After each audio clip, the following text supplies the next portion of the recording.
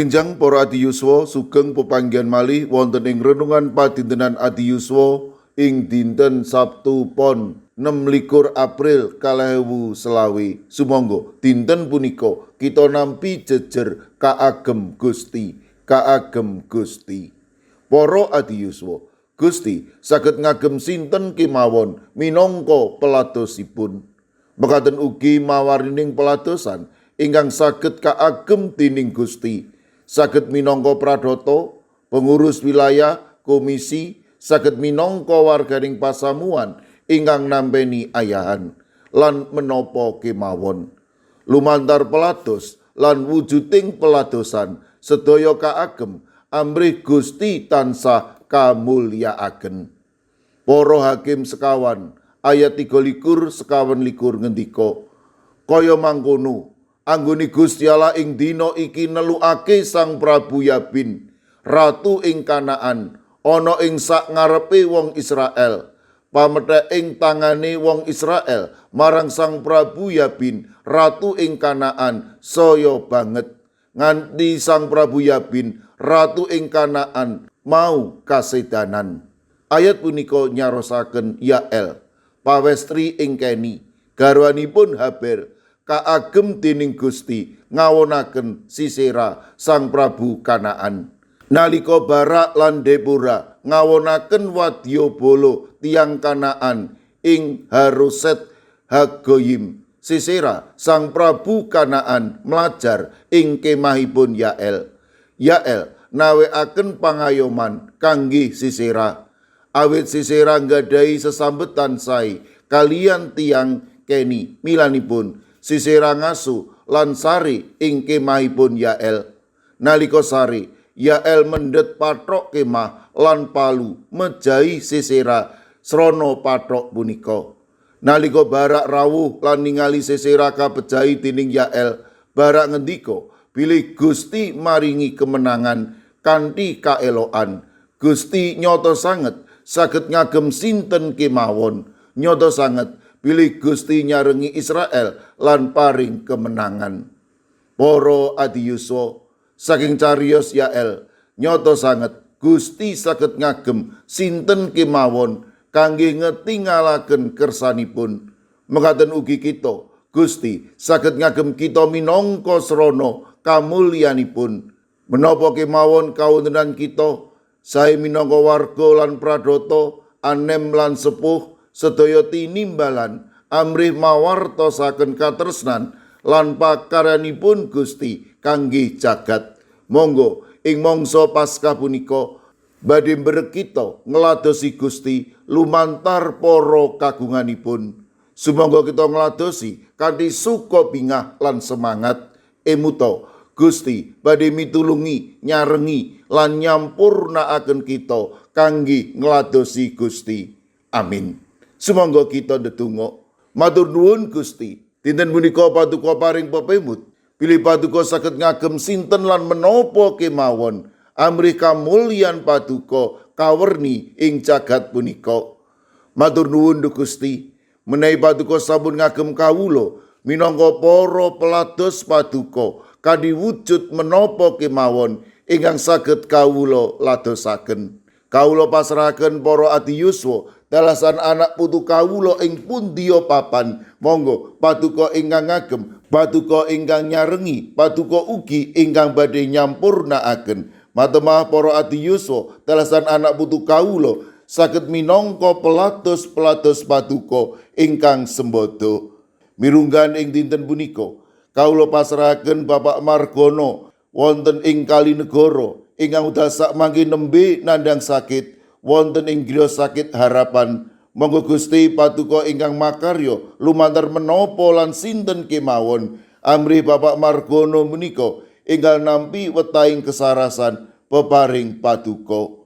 Kawula pasrahaken sawetawis putra kagungan paduka ingkang dasak mangke nembe wonten ing pemulihan. Kawula pasrahaken Bapak Agus Budi Pranowo ing Kalinegara, Bini Sepuh Ari Panjaitan ing wilayah Sekawan, Bapak Amung Pracoyo ing wilayah Sekawan, Ibu Titik Marioto wonten ing wilayah Pitu, mekaten ugi Ibu Lis Martono wilayah kalih. Monggo Gusti sedaya pemulihan ingkang sampun dipun lampahi sedherek kawula dadosaken sedherek kawula enggal nampi wetahing bagas kesarasan peparing paduka.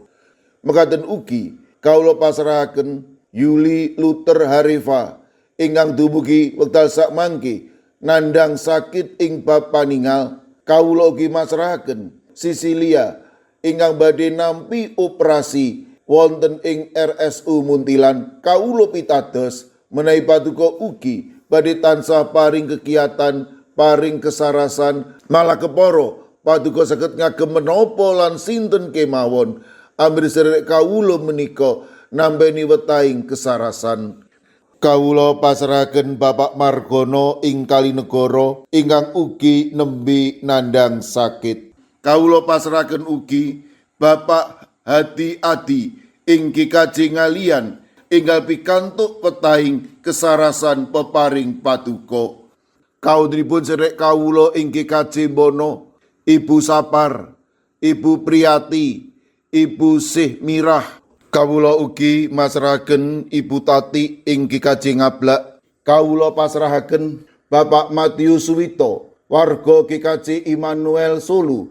Kawula pasrahaken Ibu Wirya Sumarto dalasan Pendeta Emeritus Ibnu Prabowo wonten ing GKJ Tlepok. Kawula pasrahaken Ibu Isti wilayah 3 GKJ Wonocatur, Ibu Karyumi lan Ibu Kusmini ing GKJ Purbo. Mekaten ugi Ibu Indrayati ing Solo. Kawula pasrahaken Ibu Sriti Astuti wonten ing GKJ Tropodo Sidoarjo. Mekaten ugi kawula pasrahaken Ibu Lini Sutopo ing GKJ Semarang Barat. Kawula pasrahaken Bapak Budistomo, Bapak Sugianto ing GKJ Magelang, Bapak Mardiono, Ibu Marsudi, Ibu Sri Windardi ing GKJ Pamong Utomo Kalinegoro. Kawula pasrahaken Bapak Yohanes Mudadi ing GKJ Tuban. Kawula pasrahaken Ibu Nani Cahyono, Bapak Karyo, Bapak Ibu Toyo, Ibu Ngatini ing GIDJ Trangkil. Ing GKJ Immanuel Solo kawula pasrahaken Ibu Tugiani Sunarto lan Ibu Tati. Kawula pasrahaken Ibu Lasiem Blok 6 ing GKJ Gondang Winangun. Ing GKJ Wonosobo kawula pasrahaken Bapak Lazarus Samijan, Bapak Yusuf Sunaryo, Ibu Endang Sarjono, Ibu Rodiah Sumardi. Kawula pasrahaken Eyang Sarwito ing GKJ Ngalian, Ibu Wahyono ing GKJ Plengkung, Ibu Sunarti ing GKJ Salaman. Ing GKJ Ungaran kawula pasrahaken Ibu Sugito, Bapak Sembiring, Ibu Surisno, Ibu Munarti, Bapak Ibu Tugiman. Kawula pasrahaken Bapak Jatmiko ing Denpasar Bali. Kawula pasrahaken Ibu Warsi ing Kemenjing, Ibu Apri ing GKJ Canden.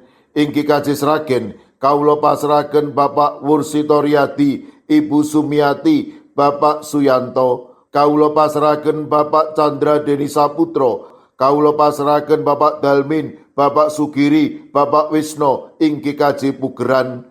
Mekaten ugi kawula pasrahaken Ibu Warsini dalasan putranipun Yohanes Haryati ing Watu Sigar. Ing GKJ Mijen kawula pasrahaken Bapak Budiono Arung Puji, Ibu Elizabeth Indarwati, Bapak Tri Kartono, Bapak Waryono lan Bapak Moses Taji.